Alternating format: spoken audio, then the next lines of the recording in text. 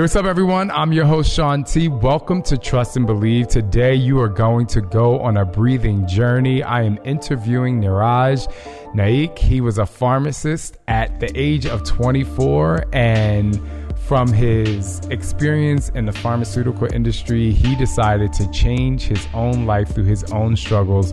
You're about to hear an inspiring story and lots of education on how you can truly enhance your life through sleep, through meditation, and mostly through just following your own soul. Get ready to trust and believe. Somebody say hell yeah! What's up? He's better than Oprah. Come on, y'all. This is Shaun T, and it's time to trust and believe.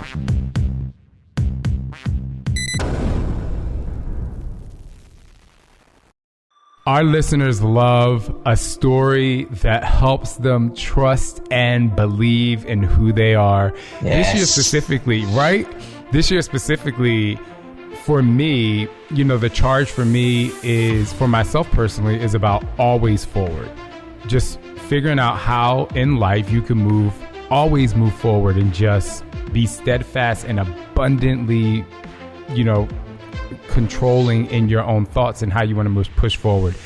And I also have told a lot of my fit fam out there that for them, this year is about taking control of their fitness, because a lot of times we leave our results in the hand of a trainer or in the hand of a motivator. But I'm sure, as you know, at the end of the day, you have to be the one to take control of your life and over your life and Yes. really be able to push forward. I mean, you have to 100%. be in control.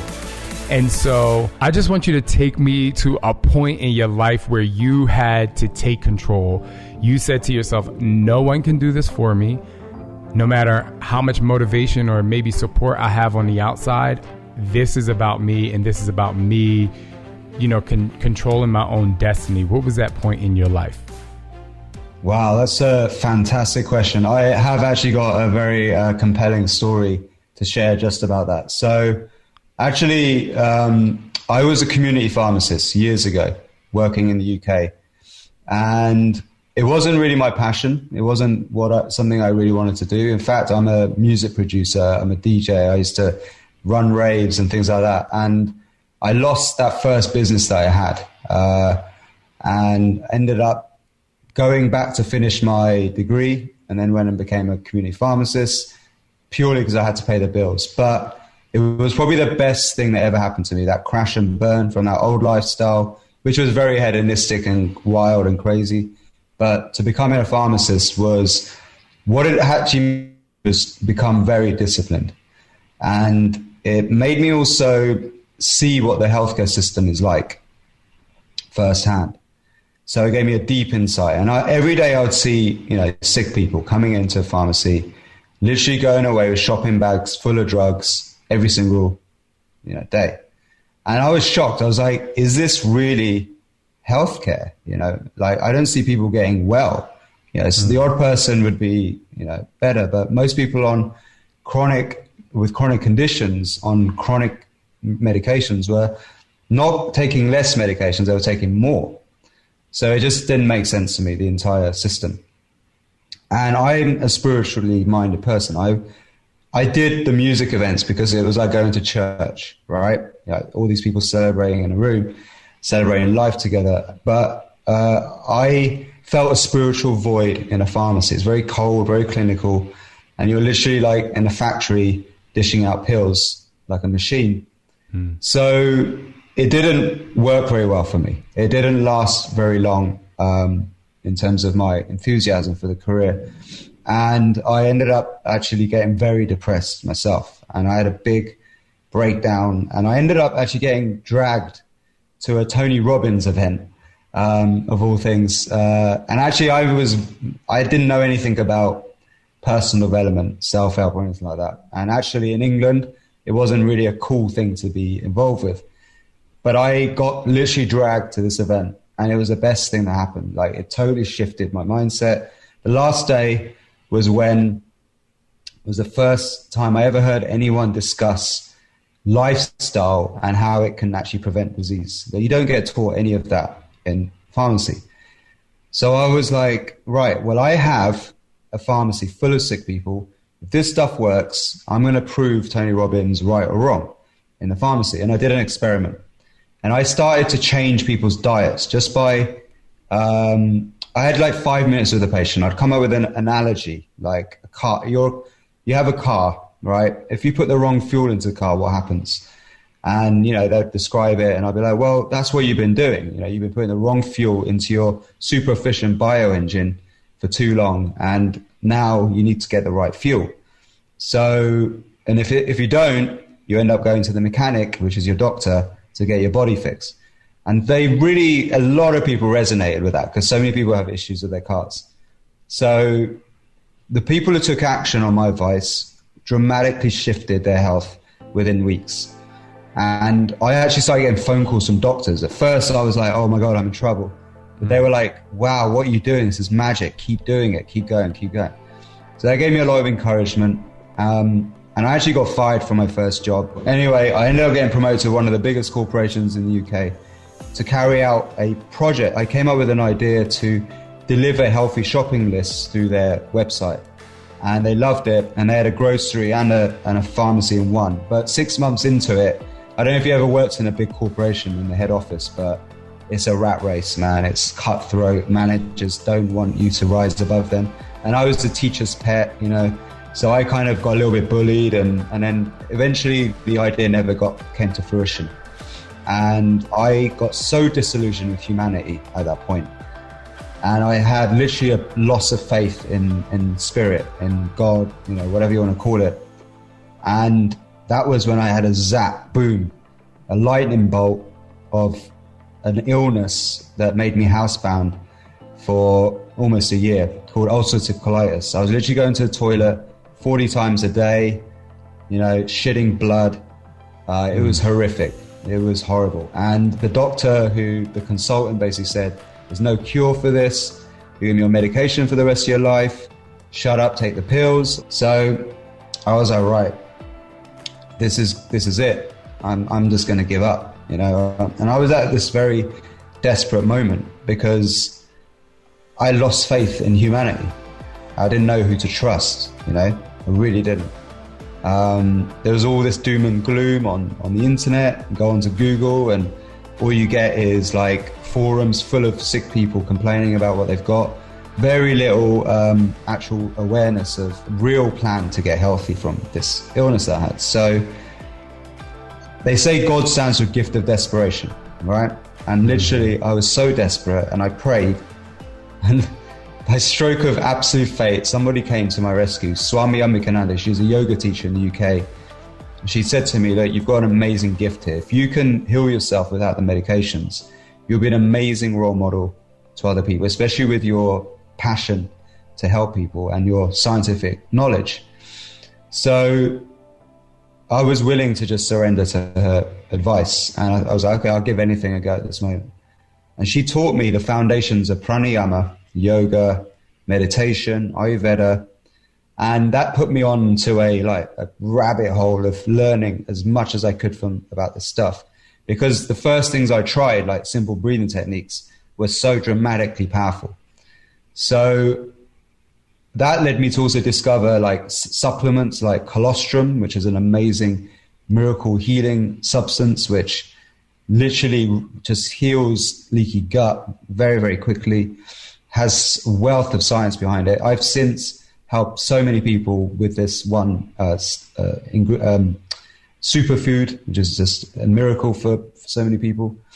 And within a few months, I was back to full health. And I remember one day, so I started a business, which was music therapy, because I went back to my passion for music. And the music combined with breathing is a very powerful way, very effective way to change your state and get into these therapeutic healing states. And that led me I actually read a book called The 4-Hour Workweek, actually, and at that time. And I was like, wow, this is it. I'm never going back to my job again. I'm doing this. So I didn't want to be a pharmacist. I knew that working in a cage like that was just not who I am. And having this new world open to me, this new world of the internet and location independent business, and where you could turn your passion into a business that can really help people, and eventually I created quite a big following through this therapeutic music. And then I created a website called the Renegade Pharmacist, which was to share all of this knowledge, because so many people ask me, what did you do? What did you do? But there was this one moment where I just knew, like, to trust in faith, right? Which was, this guy calls me up from Langkawi in Malaysia, and he says, I love your name. At the time I called my music, like my production name was Amaya. And he said, I want to call my spa after you. He was creating a wellness spa there, like a high-end one.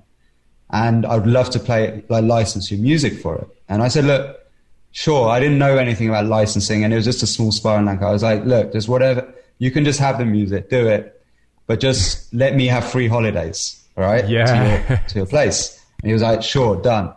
So we did a little deal, and it seemed unbelievable at the time. It was like, what? Why would anyone? So weird. The law of attraction works, trust me. But if you do it right and you have action, the action in law of attraction is the important thing. So I ended up going to Langkawi, my first holiday. Had been housebound for over a year. Didn't see anybody, and then I just worked on myself, and boom, end up going to Langkawi, and I had this 3-hour massage with my music playing in this state-of-the-art spa overlooking the ocean. I was like, God exists. There's no doubt in my mind. There's a higher force looking down on us. Even though sometimes it doesn't seem that way, I really believe that there's faith, to have faith in humanity and spirit.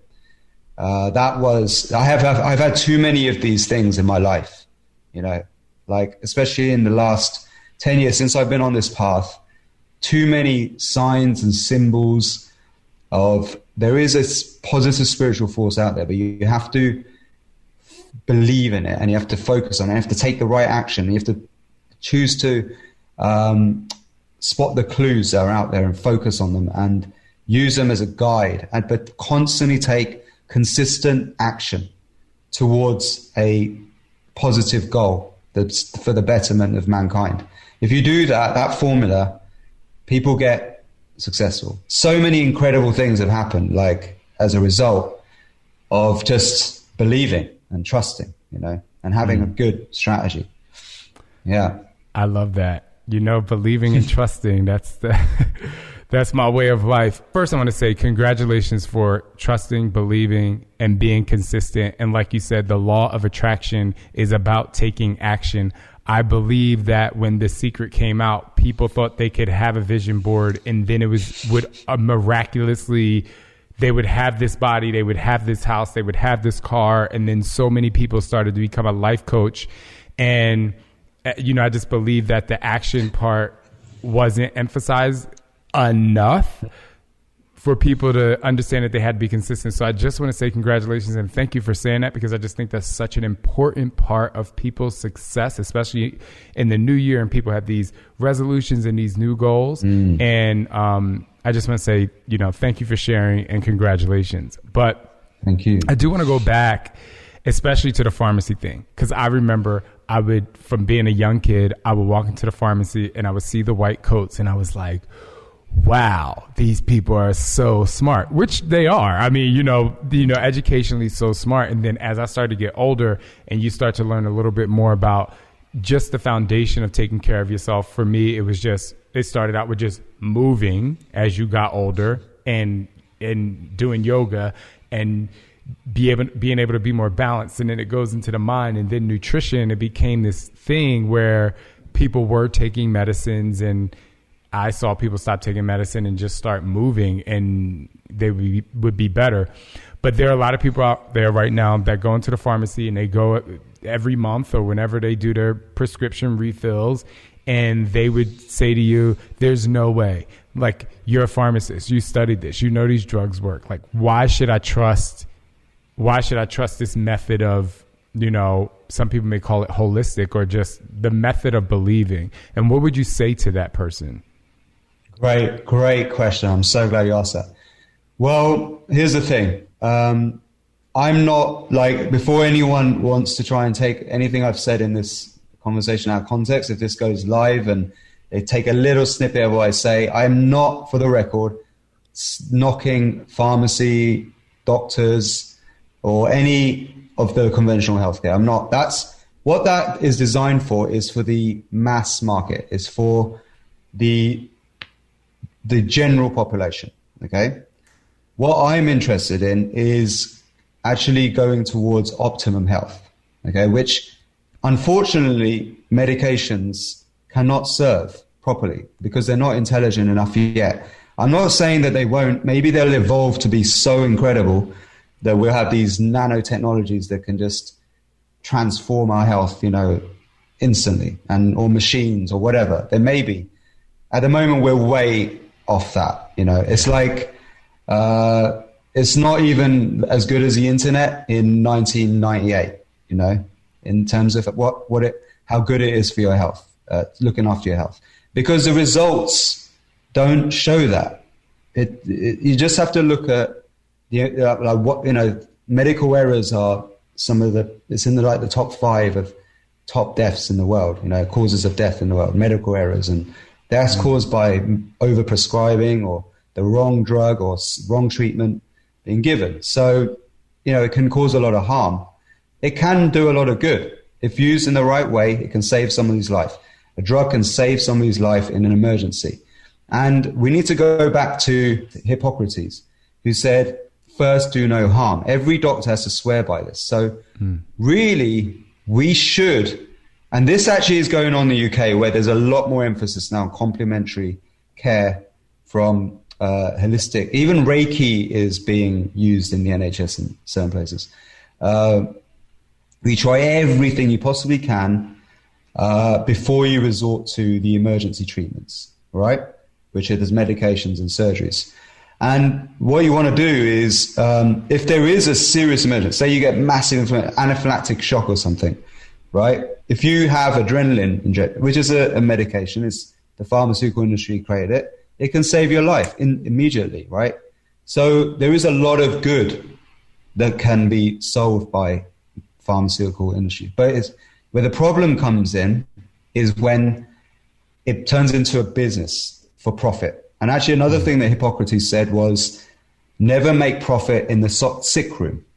If you just look at that one statement, almost all of the problems in the world, I would say very strongly, have been caused now from the ability to make obscene profits out of sick people. Okay, because it's led to the most powerful industries in the world having so much monopoly and power is unbelievable. And that doesn't look like it's changing at all at the moment. And things like that. So, Hippocrates has been ignored when doctors are meant to swear by the oath, the Hippocratic oath. And here's the other thing. So if you were to look at blood pressure, for example, we're told the average blood pressure is 120 over 80, right? Right. That's what we're told. This is where they get that number from. If you were to take the population's blood pressure, okay, you'll find it's actually like a bell-shaped curve, okay, where you get an average in the middle of 120 over 80. The problem with that is if you go into the doctor for a reading, you've got a bunch of people whose average normal blood pressure is actually higher or lower than 120 over 80. Guess what Gandhi's blood pressure was his whole life, most of his life? I want to guess. I would say lower. Okay, everyone makes this mistake. It was actually 200 over 100. So don't worry, 200 over 100. So he had extremely high blood pressure most of his life. And he actually didn't want to, the doctors were freaking out. He didn't want to take any of their treatment because he didn't think there was anything wrong with him. And actually, there's a simple checklist in Ayurveda, okay, for whether you're actually healthy. And that is, do you eat well, sleep well, shit well, piss well, right? Are you happy? And do you not hate anybody, right? Then you are well. If you don't hold grudges as well, then you're well. Yeah. And that's the Ayurvedic checklist. People freak out too much about their metrics all the time. Gandhi, when they did the post-mortem on his body, he was perfect. He had no issues of hypertension. So what did he die of? He died because of a bullet in his head in his 80s. So it's not the hypertension that killed him, right? So that's the problem we're getting. We're getting a lot of false positives when people go for health checkups, unfortunately. It's because the industry is looking to create blanket treatment for the whole population, okay? The only way you can do that is through averages. So what's your normal may not be somebody else's normal. Make sense? 100%. This is why we have a lot of people getting put on medications too soon, unnecessarily, get overprescribing, and then that messes up with their natural chemistry, and then they get side effects, they need new medications, and that becomes like a whole conveyor belt of overprescribing, which is horrible. Know what's your normal, what's your average, what's your perfect state. And then and you'll realize that we're all unique and individual. And another thing with medications, unfortunately, and why knowing thyself is better than just giving up our hope in magic pills. Every single chemical you put into your body, every single chemical is subjected to the first past effect. Your body sees it as a foreign entity and it's like, I need to get rid of that. That's toxic. That's not part of me. And it puts every chemical straight to the liver. So your liver is doing its job to try and detoxify. If you're taking lots of medications, lots of chemicals, your liver gets overloaded. And actually what a lot of patients die of is, it's called non-alcoholic cirrhosis of the liver. It's where the liver gets inflamed and you basically die of liver failure. That's one of the big causes of disease. So if you use natural stuff, nature, the body looks at it as actually beneficial and it knows how to deal with it. And it doesn't go to the liver, it goes to where it should go. So nature is smarter. That's why herbalism was very, very popular back in the day. Chinese medicine, Ayurveda, they don't use medications. In Ayurveda, the drugs are a last resort. They're like the final thing. We shouldn't just rule out medical system because it does save lives in emergencies, especially. But when it comes to chronic conditions as well, okay, like chronic high blood pressure, depression, autoimmune, inflammatory conditions. The problem with it is that it's usually a spiritual issue. It's caused by spiritual disturbance. It means you're going off your energetic path. You're who you truly are. You're going in the wrong direction, and your soul is going.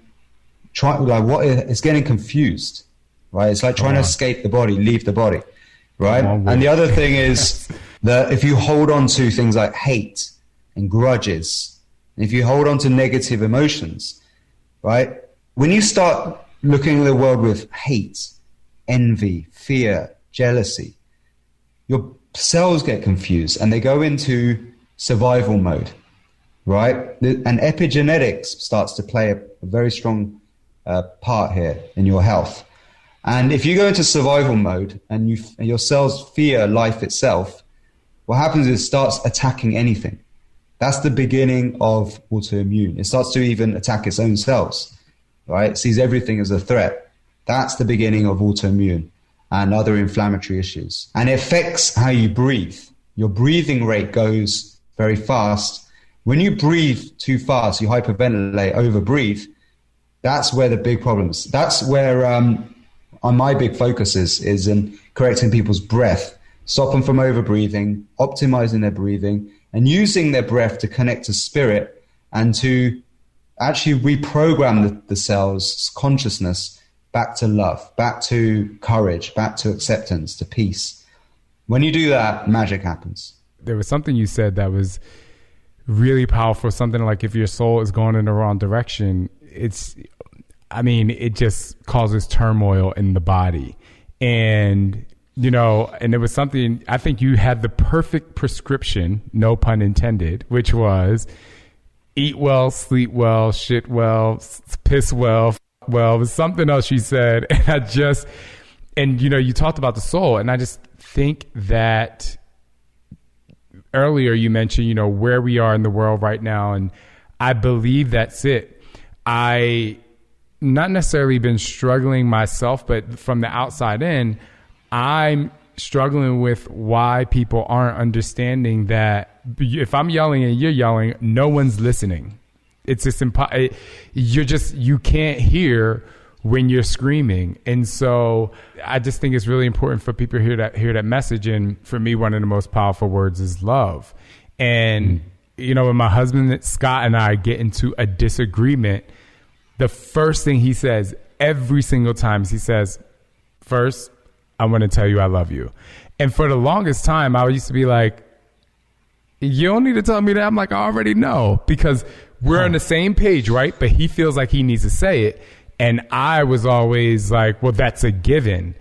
And we both are thinking that way, but he stated it. And so now it's just kind of, we have this little joke of like, okay, no, go ahead and say it, because it really balances us out. And we just get back to one much quicker, and understanding that word. I 100% love that you said we can't just, forget about medicine, because it can save your life. But at the end of the day, these stressors that we're having in our lives are causing us to, whether you have the high blood pressure, the low blood, it just creates turmoil in your body. And so I just want to thank you for validating that for a lot of people, because for me, going to therapy and finding a new therapist recently has just been incredible and amazing. About a year ago, Sam, who does stuff for our company, who found you for us, he introduced me to box breathing. And I was always like, yes, I understand that taking a deep breath, and with fitness and exercise and running track and all that stuff, I just knew how important it was to breathe. But I really only understood or equated good breathing techniques was going to enhance my lungs or my exercise or enhance my recovery time, right? Once he had me practicing box breathing specifically, at first I was like, okay, this is cool. And then I got into this thing where I couldn't sleep at night.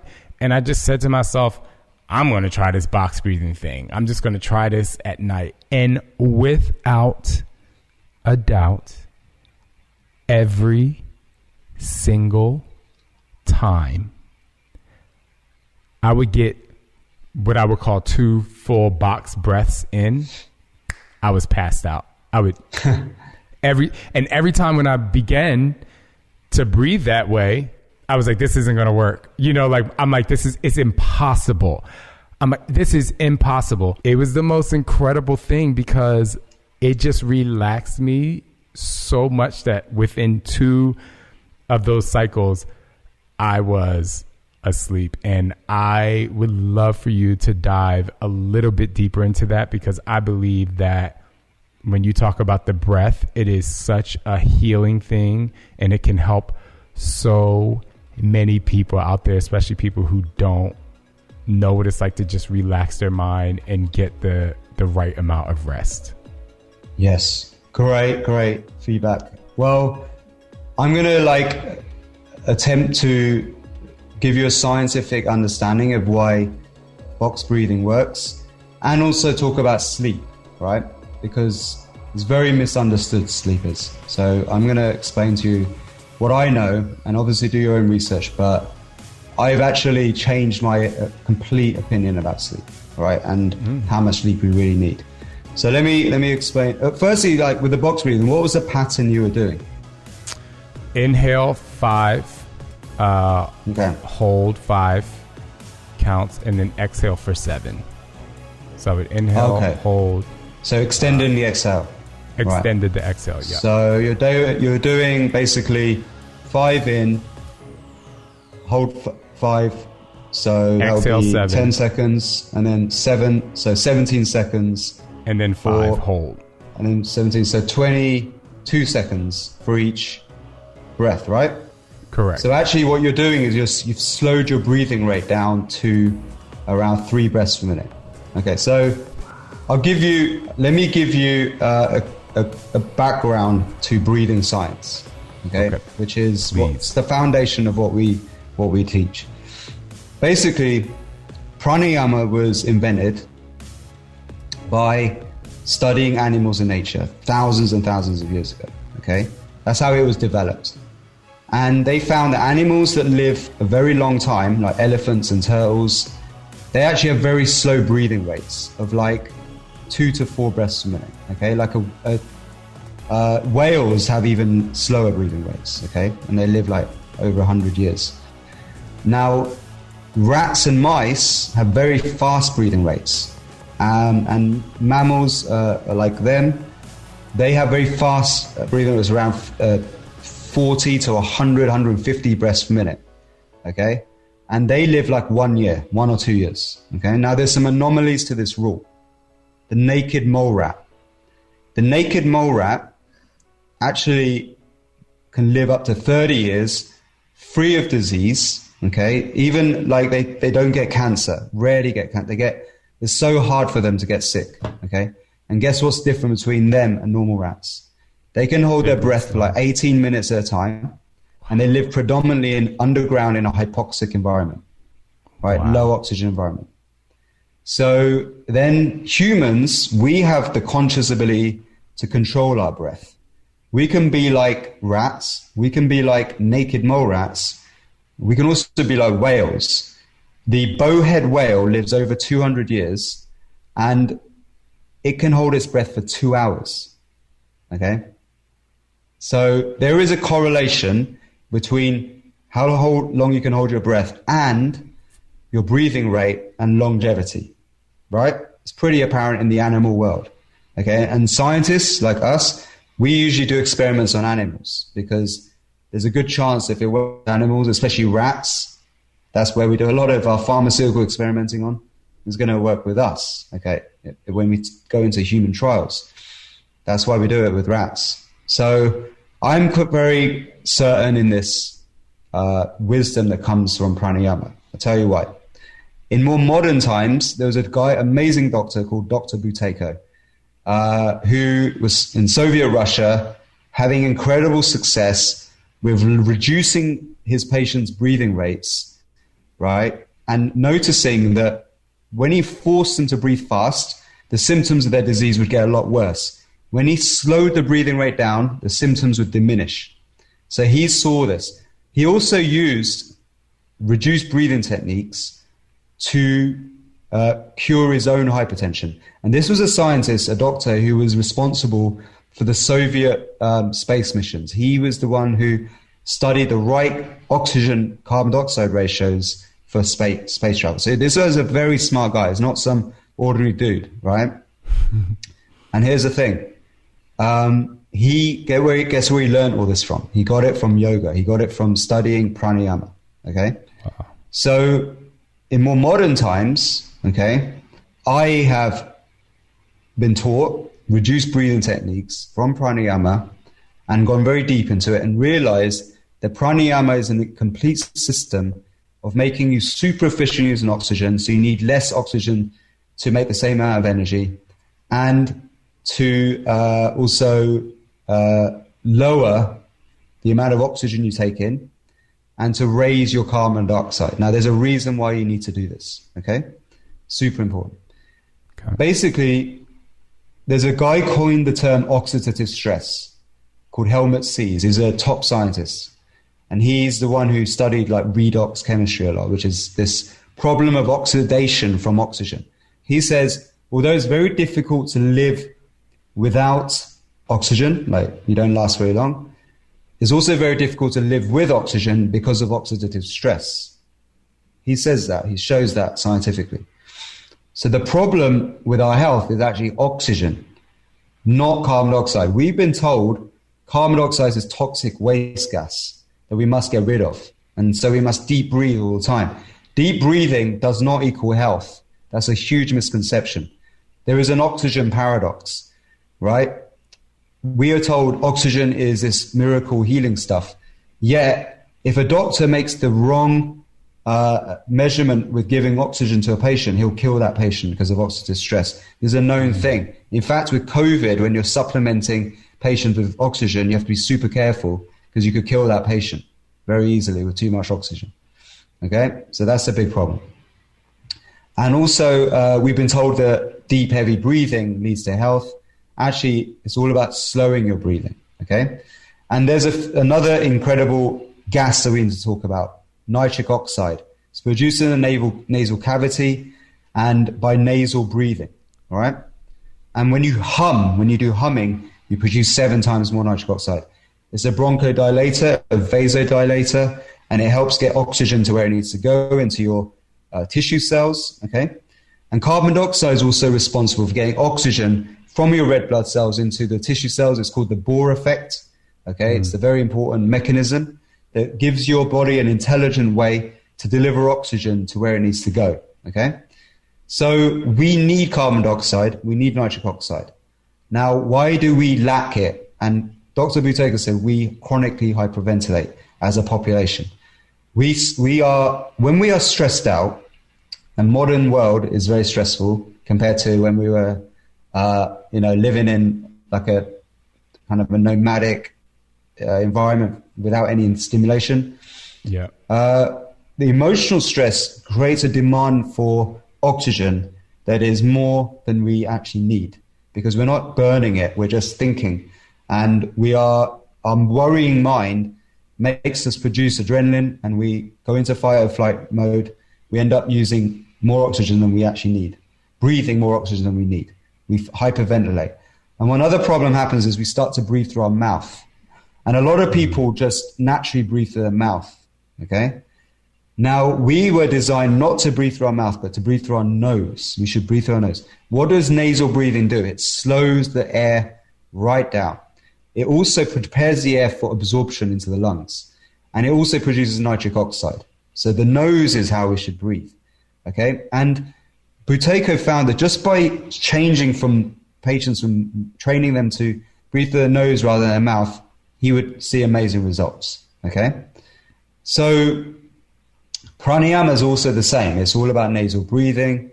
You should rarely use your mouth, only in certain intense yoga techniques. And so there's a strong correlation with all of this slowing your breathing rate down. And overall, if you do the right pranayama techniques, this is what I've developed with Soma Breath, you can actually lower someone's demand for oxygen, slow their breathing rate down to like 2 to 4 breaths per minute. You know, if you do like 4 to 8 breaths per minute, you're doing really well. And there's a measurement to see how healthy somebody really is, which is very quick and easy. And we're going to do it right now. You up for it? Okay. I am so up for this. All right.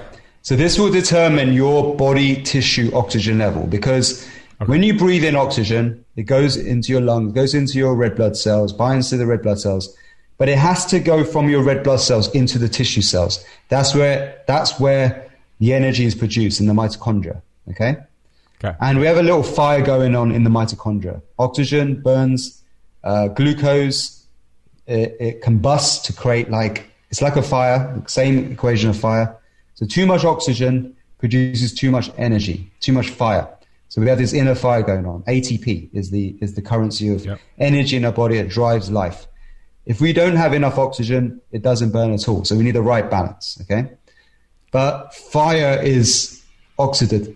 It can burn, it can corrode, it can combust, it can cause damage. So, and the same thing happens in your red blood cells. If you have oxygen stuck to your red blood cells for too long, you can actually cause oxidation and inflammation, and arterial plaques form and thrombosis. You get heart disease. Actually, heart disease is the biggest killer in the world. What we need to do is get the oxygen from your red blood cells into the tissue cells, okay? But that requires carbon dioxide. It requires nitric oxide.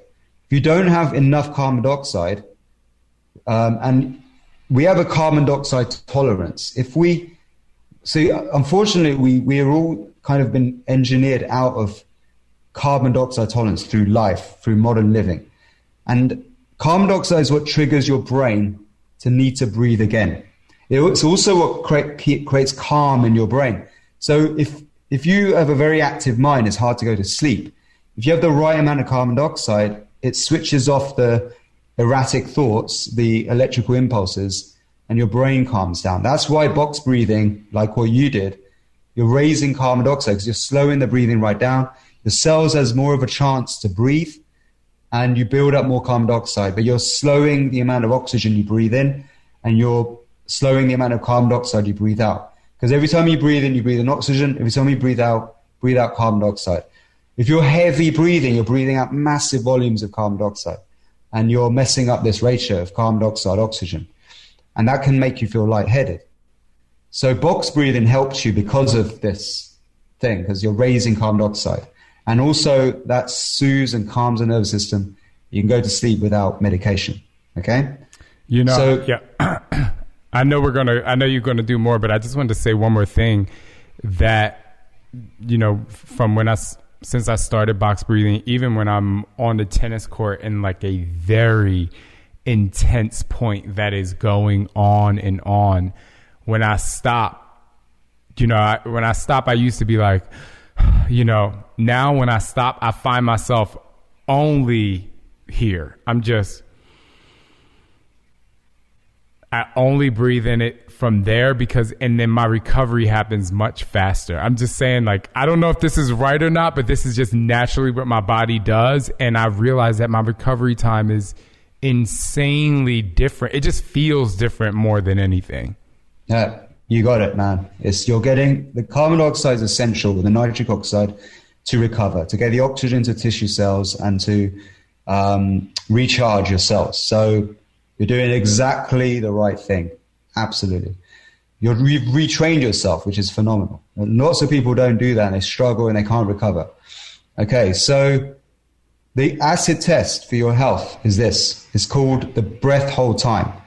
And the way you measure your breath hold time is you're going to be at rest. The best thing is to do this in the morning. We're going to talk about sleep in a moment. But you're going to be at rest and you're going to be breathing through your nose, okay? And you're just going to come to it's just a short inhale, very slight inhale, and slow exhale for like a few seconds, 30 seconds, okay? I'm going to time how long you can hold your breath at rest, okay? So you're going to, in a moment, take a normal inhale through your nose, exhale through your nose, but you don't force your exhales, just relax. So you're going to allow your muscles in your abdomen to completely relax on every exhale you take. So you're going to just breathe in like this, pinch your nose at the end of your exhale, and remember to be relaxed, and hold your breath until you get the first big urge to breathe. When you get that big urge to breathe, right, your next inhale should just be a slight inhale. You shouldn't be you've gone too long with your breath hold when you're gasping for air, when you're like, right. But you have to use your mouth, okay? That shouldn't be like that. It should just be a relaxed inhale for at least 2 more inhales afterwards, okay? Okay. You ready? I'm ready. So 3, 2, 1, inhale, exhale, and then pinch your nose. Okay.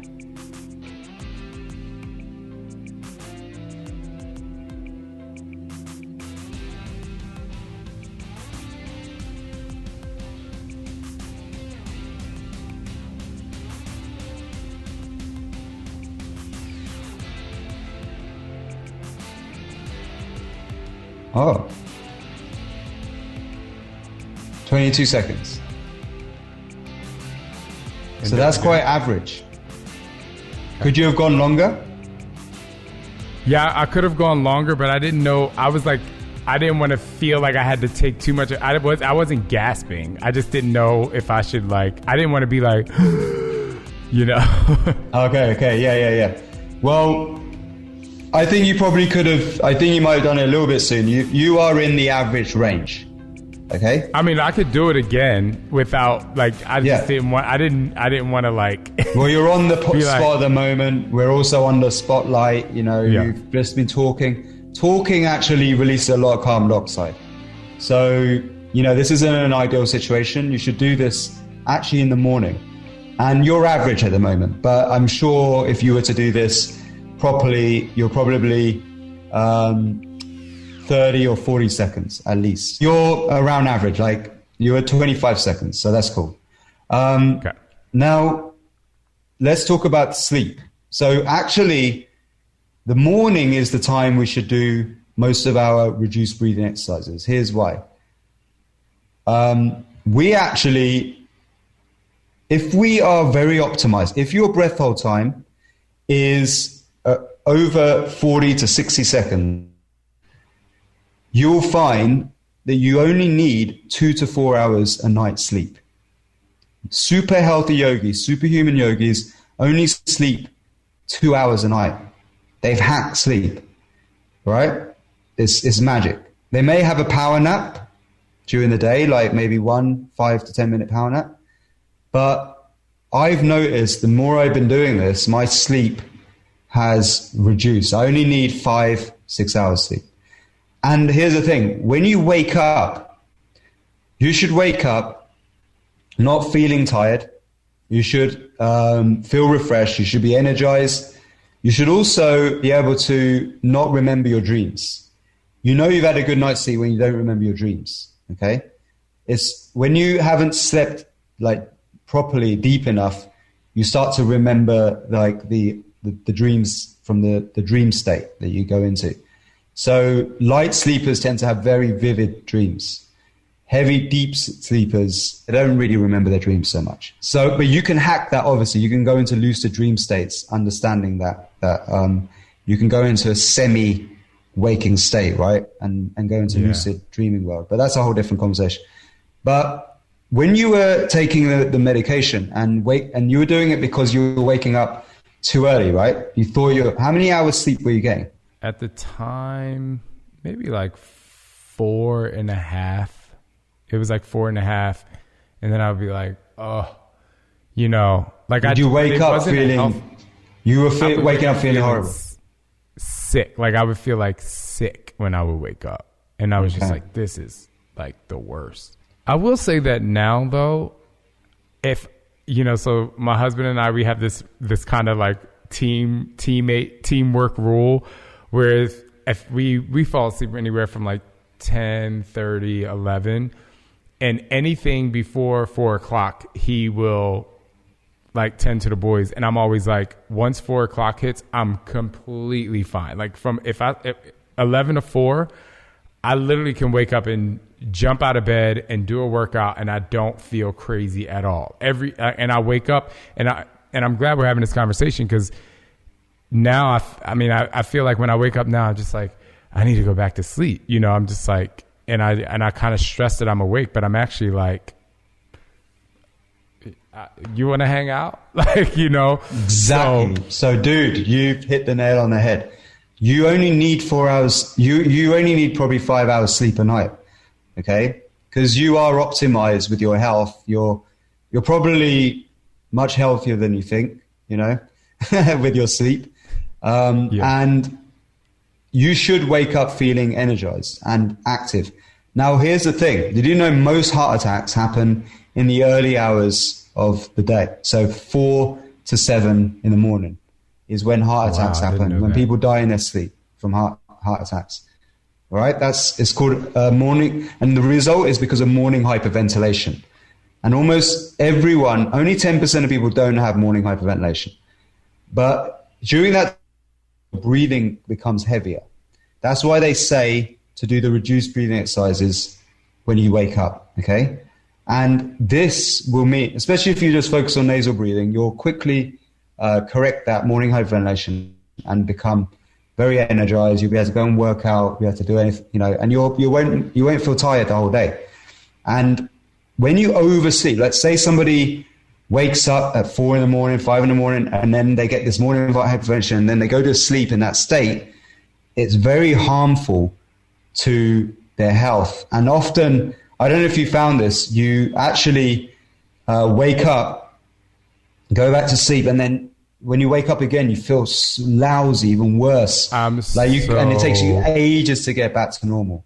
Yeah. So, and this is so crazy because I wake up at 4. Yeah. And like I told you before, I'm in it. And then I'm just kind of like, well, I don't need to be awake. And then I go back to sleep. And then my kids get up around 7 and I'm back in this state of like how I felt when I was going to bed at night. You know, when you're kind of in that state of like, I'm sleepy. But if there are times when I wake up at 4 and I say to Scott, because you know, it's your spouse and you don't want to be like, I'm getting out of bed. And he's like, what's wrong with you? It's 4 o'clock in the morning. You know, sometimes I'll be like, I'm going to go downstairs. And when I go downstairs, or if I like, you know, I kind of like to spend my time at a certain time of day, at that time in the morning for myself. I am wide awake. And I was just with my tennis coach before we did this podcast, and we were talking. He was like, you remember last year we would get up at, he's like, we would start playing tennis at 5:30. I would get up at 4:30 in the morning. I was on the tennis court at 5:30 and I was not tired. Like I didn't get I mean, you know, I sometimes have an afternoon kind of like nap that I take, but it's like 10 minutes.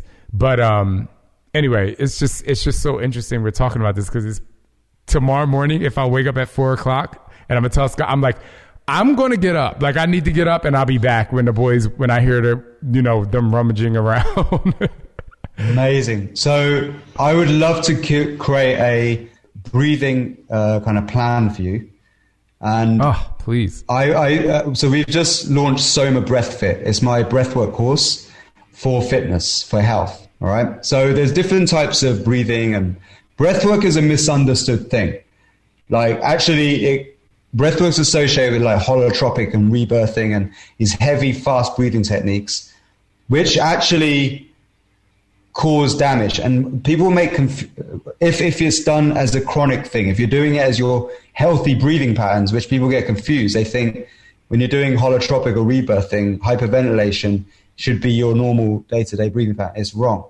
And actually some of those instructors make huge mistakes promoting that as a healthy breathing pattern. It's completely wrong, because it encourages mouth breathing and hyperventilation. It's meant for getting out of your head. If you hyperventilate, you literally invoke a near-death experience. That's why you get these psychedelic DMT-like effects. When you die, you produce massive amounts of DMT. That's what takes you into the afterlife, you know, the weird, crazy transition that goes. DMT is a part of that. So holotropic and rebirthing are meant for psychedelic experiences, not for healthy breathing. Pranayama is the science, the breathwork school for healthy breathing. But in pranayama is like a library of different techniques, and the higher yogic rituals, which are these like that use heavy breathing, fast breathing patterns, like breath of fire, you may have heard of, stuff like that. They are for people who have already done the work to prepare themselves to be able to handle those sorts of, which means improving your breath hold time to 40 seconds, all right, at least. This is what we're going to do with you. I'd love to work with you to help you get to those peak performance states, because I think you're already there, and with the correct morning routine, you're going to be like a super yogi, I reckon. Let's freak. I'm so excited for many reasons, but just because a lot of what you're talking about, it's what I feel like my body naturally wants to do. And even with my fitness, and when I'm able to like slow down my breathing, and then the time that I wake up in the morning, and I really want to try to embrace that a little more, especially because right now I'm about to go into a big production for my next program. And a lot of times when I'm in that state of production, it's like I would find it hard to go to sleep, or if I have to get up early and I'm thinking about all this stuff. And I really feel like this is kind of that final piece of the puzzle where I can say I can really relax through this experience and utilize my energy in the right way. So yes, tell me what to do, how to do it, how to approach it, and I'm here for it. That'd be amazing. No, I'd love to do it. So, I can give you our course to test out, and we can do a couple of one-on-ones, because it will take a bit more time than maybe we've got on this podcast, but we can go really deep. But the first thing is to listen to your body. As you said, like we've put too much of our trust and faith into the outside world and forgotten to listen to our own instincts.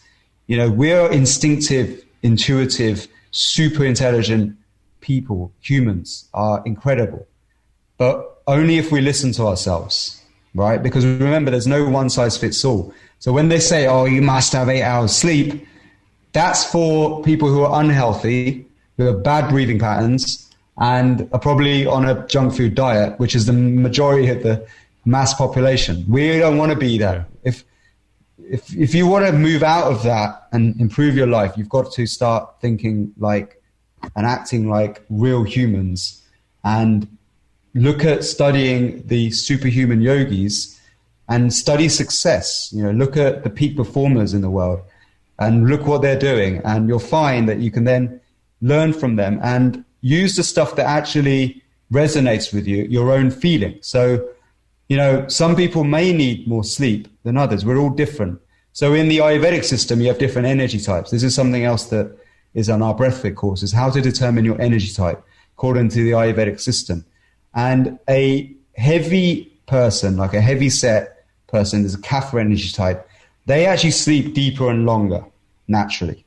A Vata type, like me, who's very skinny and slim, easily loses weight, is an air energy.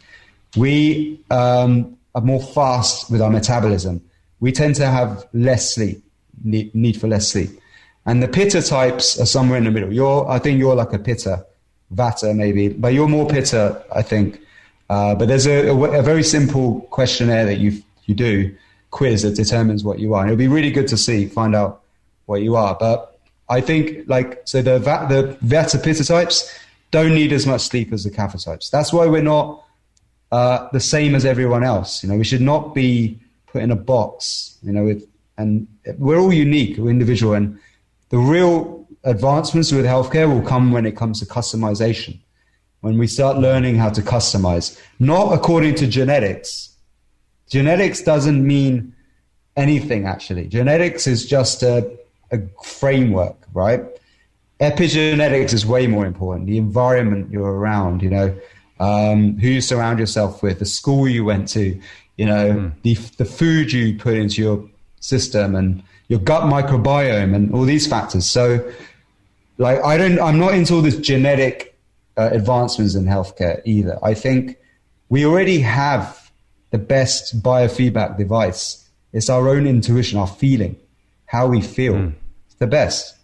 So we just need to learn how to tap into that. You know, that's one thing Wim Hof really talks about, and I love him for, is we need to get back into our bodies, man. We need to get back into our feeling and feel. I love it. You know, the power, you know, and trust ourselves.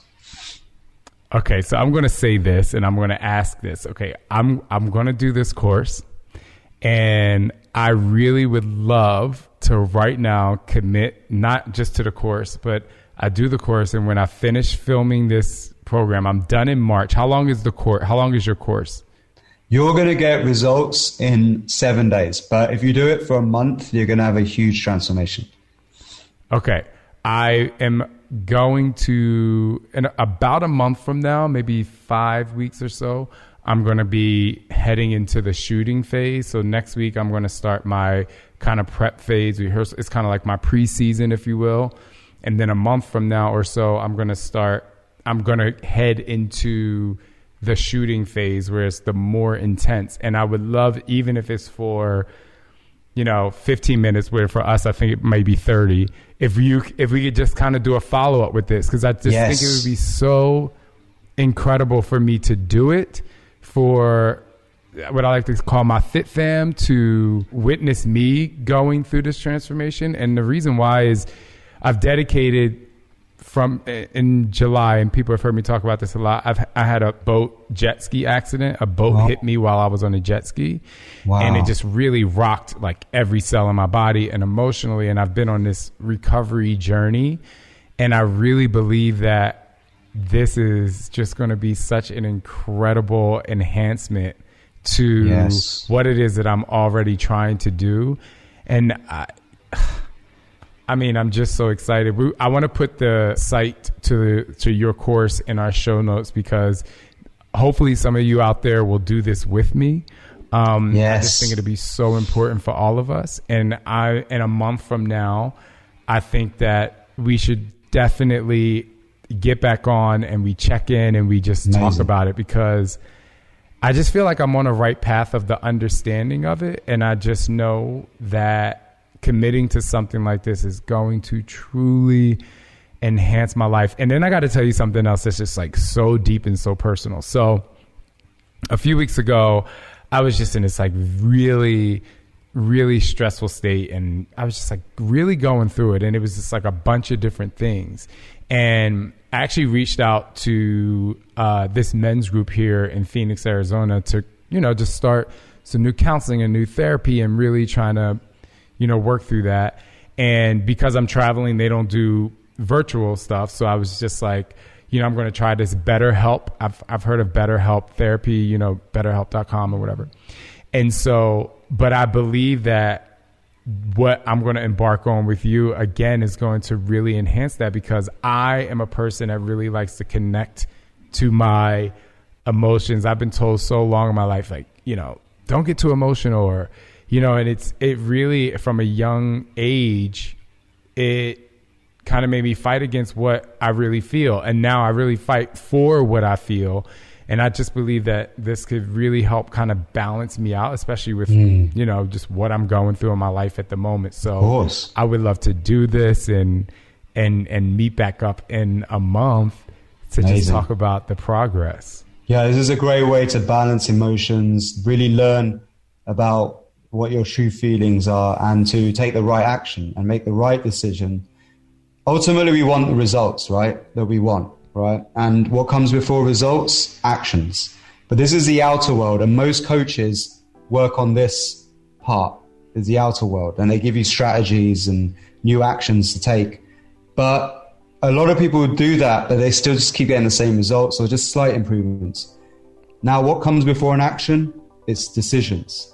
And those decisions are in your inner world, in your thoughts. And before the decisions are thought, where do thoughts come from? They come from feelings, emotions, and that comes from your physiology, your endocrine system and nervous system. So where we work and where the breath works is on that physiological level. So by just fixing all of that stuff, you solve all of this cascade of events that happens before the result comes in.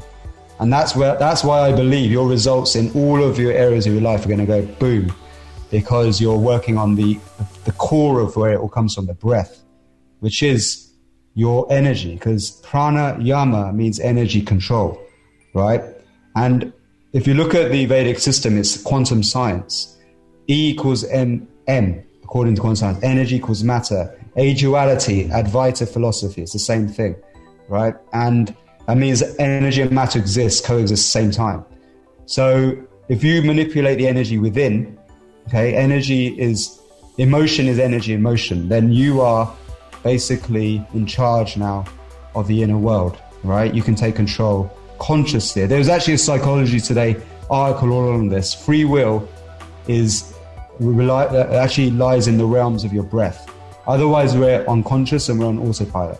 But with the breath, we can take control of free will. It's an amazing study they did that in Psychology Today about free will and breathing. And the exhale is the trick, is the hook. And you can actually tap into your own. I usually do a trick where I show you how I can raise my heart rate 30 beats per minute and down by 30. I have this device. But it shows you just with your breath, you can tap in to the inner world, the autonomic nervous system.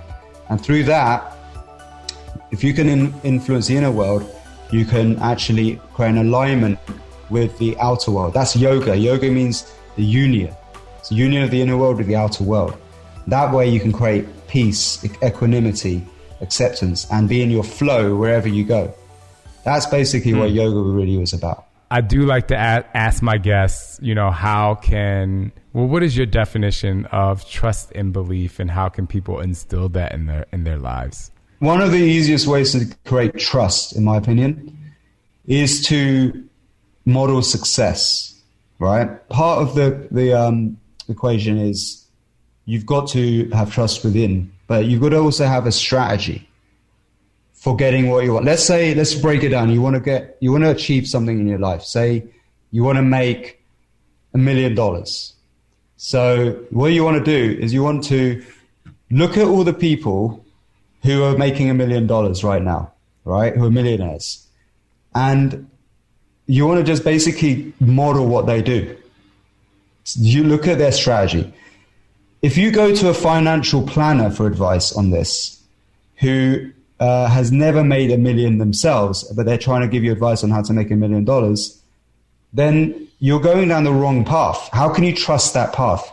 Same thing goes with your health. If you are taking advice from somebody who can't even look after their own health, right, and they're looking fat and overweight and chain smoking and depressed, how can you trust that person for the right advice? You'd want to find people who are healthy, happy, strong, living their best life for health advice, because you want to be like them.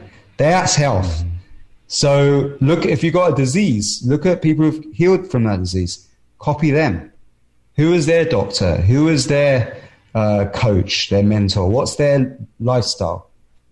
And that's it.